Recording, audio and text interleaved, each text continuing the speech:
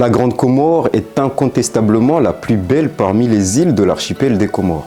Déjà pour commencer, il faut savoir que si l'on se fie uniquement à l'aspect beauté naturelle, à l'aspect diversité des paysages, il n'y a aucune des 3 autres îles de l'archipel des Comores qui peut rivaliser avec la Grande Comore. Sur le plan purement et uniquement des plages, il n'y a aucune des 3 autres îles qui dispose d'autant de belles plages que la Grande Comore.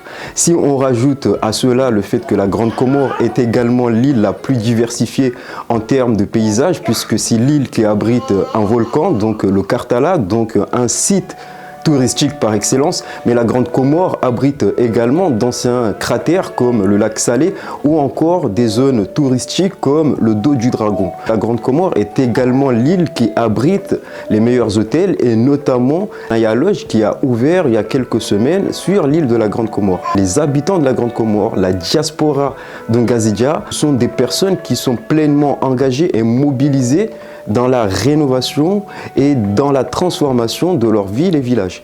Ils contribuent à travers de nombreuses cotisations, mais également à travers le handa, donc le financement du mariage traditionnel, à travers lequel on va prendre une partie de l'argent qu'on va verser dans un pot commun, donc un pot commun qui sert pour le coup à financer les nombreuses opérations de transformation urbaine de ces villes et villages. Cet argent-là va servir à rénover les places publiques, à rénover les mosquées, à rénover les équipements tels que les hôpitaux, mais également à transformer la ville en profondeur.